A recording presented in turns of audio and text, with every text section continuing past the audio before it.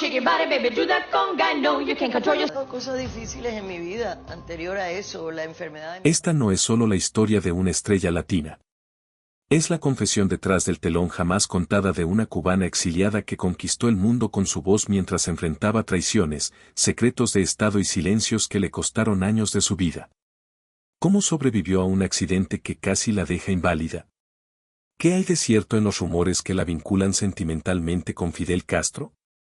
¿Y cómo reaccionó cuando descubrió que Emilio, su esposo, tenía a otra mujer? Hoy, Gloria Estefan rompe el silencio y nos revela todo, desde sus orígenes en La Habana hasta los pasillos más oscuros del poder, el amor y la música. Esta es la verdadera línea de tiempo de la mujer que gobernó la música latina y sobrevivió para contarlo. Fue muy duro. Mi papá fue diagnosticado con esclerosis múltiple y ver cómo esa enfermedad lo fue consumiendo lentamente fue devastador. Yo tenía que ir a clases, trabajar y, al mismo tiempo, cuidarlo. Era una carga emocional inmensa, pero también una lección de vida. En medio de todo eso, una noche, en una fiesta de la comunidad cubana, conocí a un muchacho que, sin saberlo, cambiaría mi vida para siempre. Ese muchacho era Emilio. Tanto él como yo venimos de familias humildes. Los dos tuvimos que dejar Cuba. Empezar desde cero no fue fácil, pero juntos lo apostamos todo. Y mira qué vueltas da la vida. En 2015, después de tantos años de lucha, de sacrificios, de noche, sin dormir, nos entregaron la Medalla de la Libertad, el reconocimiento civil más alto en Estados Unidos. Ese día sentí que todo había valido la pena. Salir de Cuba nos convirtió en adultos de golpe. Tuvimos que aprender a sobrevivir, a pelear por nuestros sueños y, sobre todo, a no rendirnos nunca. No se puede hablar de Gloria Estefan sin mencionar al hombre que estuvo detrás y al lado de cada paso decisivo en su carrera, Emilio. Pero su historia, lejos de ser la de un productor con suerte, es la de un niño que huyó de Cuba con miedo a que lo obligaran a empuñar un arma y terminó construyendo un imperio musical. A los 11 años, tomó el primer vuelo que encontró. Iba solo, destino Madrid.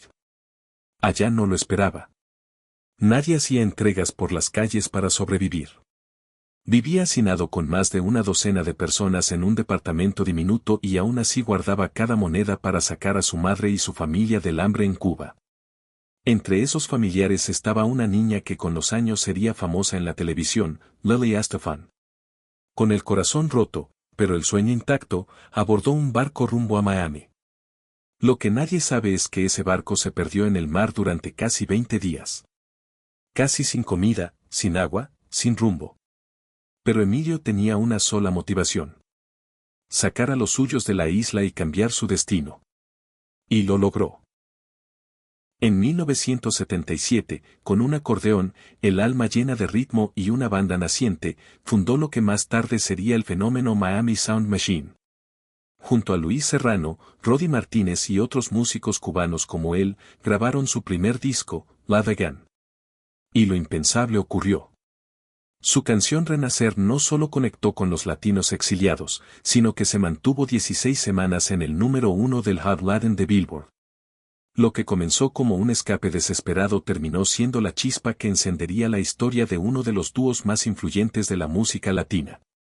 Mira, llegar hasta aquí no fue fácil. Tuvimos que romper piedra, literalmente. Yo empecé con un grupo chiquitico que se llamaba Emilio and his Latin Beat.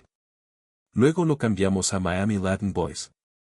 Éramos chamacos cubanos tocando en bodas, quinceañeras, cualquier evento que nos dejara un dinerito, pero siempre soñando con algo más grande. Un día me llaman para escuchar a una agrupación nueva que estaba empezando y ahí la vi por primera vez, Gloria. Recuerdo que llegué con mi acordeón, les di algunas ideas y cuando la escuché cantar me quedé frío.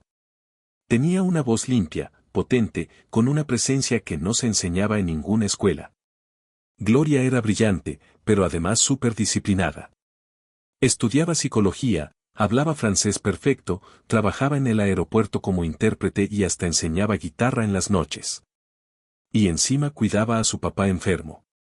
Era una mujer que no se rendía ante nada. Yo la admiraba y la admiré desde el primer momento. Nos habíamos cruzado antes, en una boda, Pero el destino nos unió en otro evento. Me acuerdo que le súbete y canta con nosotros. Ella, nerviosa, cantó Tú me acostumbraste y fue mágico. Desde ahí le propuse unirse al grupo. Y así nacieron los Miami Sound Machine. Un grupo que mezclaba lo latino y lo americano como nadie más lo hacía. En esa época, muchos no creyeron en nosotros. Las disqueras nos cerraban las puertas en la cara. Me decían que regresara a mi país, que eso no iba a funcionar en Estados Unidos. Pero yo les decía, esto que estás viendo es la nueva cara de este país. Nosotros veníamos a demostrar que lo latino tenía valor, que también podía estar en la cima. En julio del 1976 nos enamoramos. Sí, fue así de claro. Yo fui su primer y único novio. Me acuerdo que le dije, hoy es mi cumpleaños, ¿no me vas a dar un besito? Y ese besito cambió todo. 2 años después, en septiembre del 1978, nos casamos. Desde ese día, no solo compartimos un hogar, también compartimos una misión. Demostrarle al mundo lo que podía hacer una pareja cubana unida por la música y por el amor. Mira, yo no nací para quedarme callada. Siempre he dicho lo que pienso. Y mi postura contra el régimen cubano nunca ha sido un secreto. Mientras otros se escondían, yo lo gritaba en cada escenario, en cada entrevista. Y no me importaba el precio. Pero igual que tantas personas mayores que han muerto sin poder ver ese sueño de ver una Cuba libre, yo creo que es la perseverancia. Perseverancia y creer lo que haces. Tienes que amar lo que haces. Fui buena alumna, sí. Tan buena que pude haber estudiado leyes internacionales en la Sorbona, en París. Imagínate eso, París. Pero no, el corazón manda. Y el mío ya estaba atado al sueño que estaba construyendo. Con Emilio me quedé. Nos casamos en febrero del 1978. Y desde ahí comenzó la locura.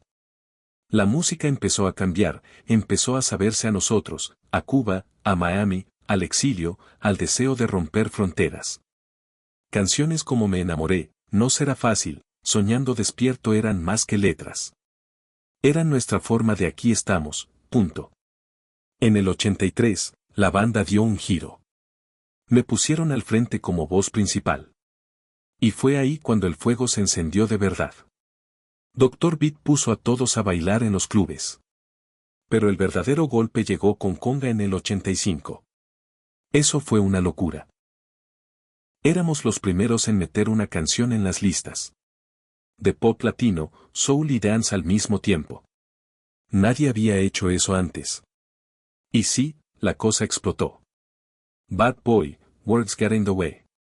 Estábamos en todos lados. En el 87 sacamos Let It Loose y honestamente, fue ahí cuando entendí que mi nombre ya no era solo parte del grupo. Era una bandera. Ese álbum vendió más de 10 millones de copias en todo el mundo. Fue platino en Estados Unidos, Reino Unido y en el corazón de millones. Yo era una cubana exiliada que cantaba en inglés y en español y que de repente era la mujer latina más escuchada del planeta. Después vinieron los himnos, los Juegos Olímpicos de Atlanta, las películas, las bandas sonoras, trabajar con Meryl Streep, participar en Music of the Earth, actuar en For Law Country. Cada paso fue un reto, una victoria más. Muchos intentaron silenciar mi historia, tapar mis raíces, pero no pudieron. Porque mi voz, esa que salió de los coros de una iglesia en Miami, se convirtió en la voz de los que tuvieron que irse, de la de los que soñaban con volver y de los que, como yo, jamás se olvidaron de dónde vienen. En 1989 decidí dar el salto. Cat Sparrows fue oficialmente mi primer álbum como solista, aunque aún aparecíamos como Gloria Estefan Miami Sound Machine. Pero esa etapa marcó un antes y un después. Ahí fue cuando sentí que tenía algo más que decir. Si voy a perderte. Get on your feet, here we are. Esas canciones no eran solo hits, eran confesiones. Y claro, también estaba Oye mi canto, una canción que escribimos con Jorge Casas y Klaus Twelve. Una canción que, sin proponérnoslo, se volvió un grito de libertad. Tanto así que Fidel Castro la prohibió en toda la isla. Eso me dolió, pero también me confirmó que estábamos haciendo ruido donde más importaba. Años después escribimos Cuba Libre y tampoco cayó bien. Pero Emilio y yo sabíamos lo que era vivir exiliados. Y si algo teníamos claro es que nuestra música iba a ser nuestra bandera. Miami nos dio una voz y nosotros la usamos para hablar por todos los que no podían hacerlo. Pero el golpe más duro no vino de la política, sino de la vida. En 1990 veníamos de cantar en la Casa Blanca. Todo parecía perfecto hasta que de regreso, el autobús se estrelló. Fue brutal. En cuestión de segundos me dijeron que podía quedar inválida para siempre, que tal vez no volvería a caminar y mucho menos a cantar. Mi hijo estaba conmigo. Apenas tenía 10 años. Por suerte, salió casi ileso. A mí me tuvieron que trasladar en helicóptero a Nueva York. Cualquier mal movimiento podía partirme la columna en dos. Emilio lo vivió todo conmigo.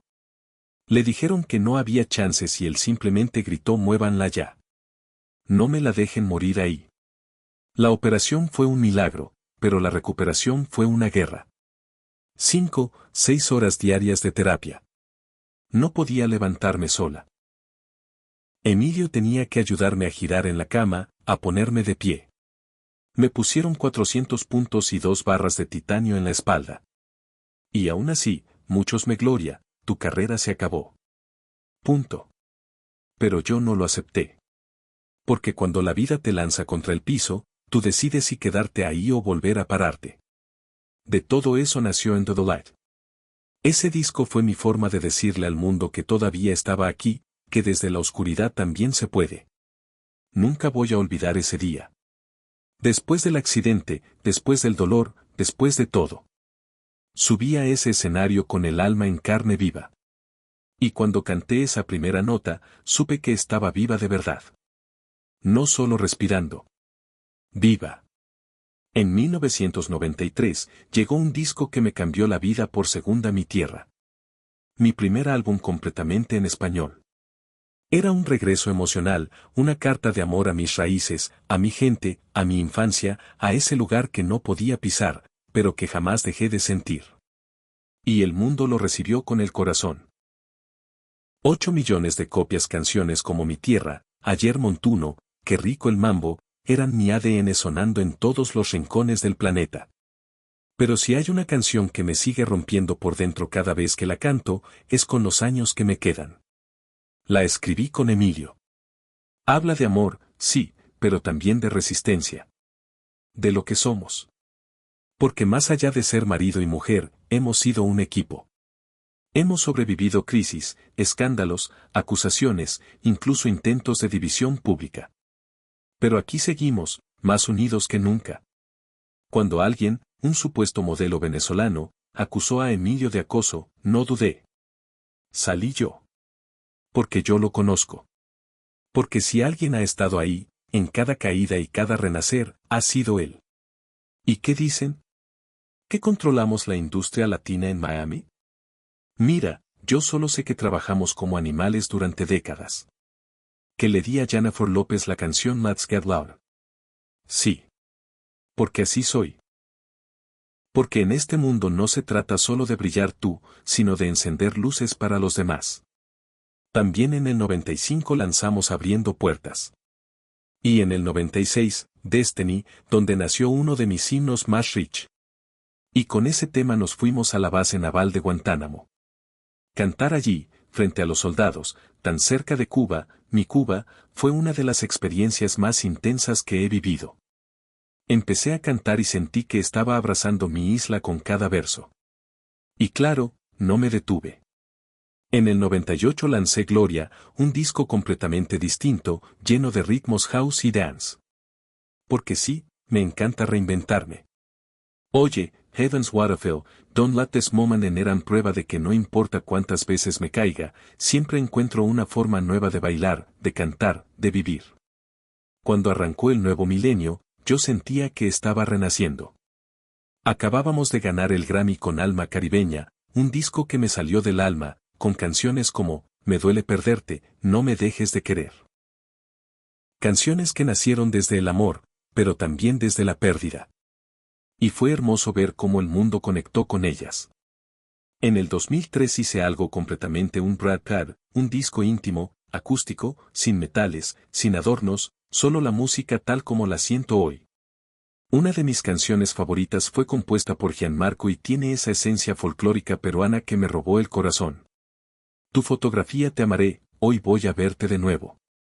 Era como volver a cantar sin maquillar nada. Y entonces llegó un momento de pausa. En 2004, publiqué una carta en la que anuncié mi retiro de los escenarios. No porque quisiera desaparecer, sino porque mi prioridad era mi familia. Después del accidente, los médicos me dijeron que tener otro hijo sería prácticamente imposible. Pero la vida otra vez me sorprendió. Y llegó Amelie. Amelie fue un milagro. Hoy la ves y no tiene nada que ver con mi estilo. Ella es rock, es alternativo. Es una mezcla de fuerza y sensibilidad que me deja sin palabras. Y eso me encanta, porque quiere decir que no está repitiendo mi camino, está creando el suyo. Aunque me alejé un poco del escenario, nunca solté la música. Seguí grabando, colaborando y apareciendo en eventos especiales. Canciones como No llores o Ahora quien siguen conectando con la gente.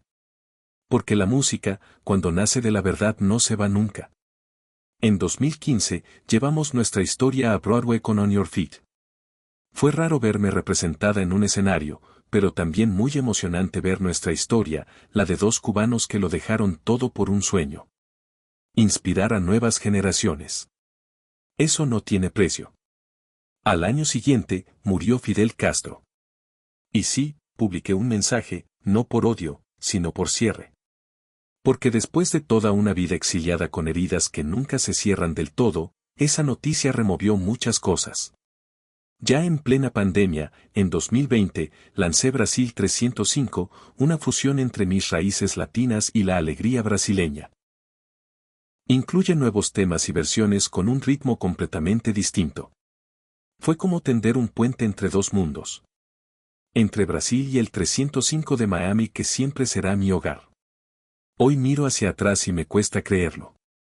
Más de 120 millones de discos vendidos, una estrella en el Paseo de la Fama, varios Grammy.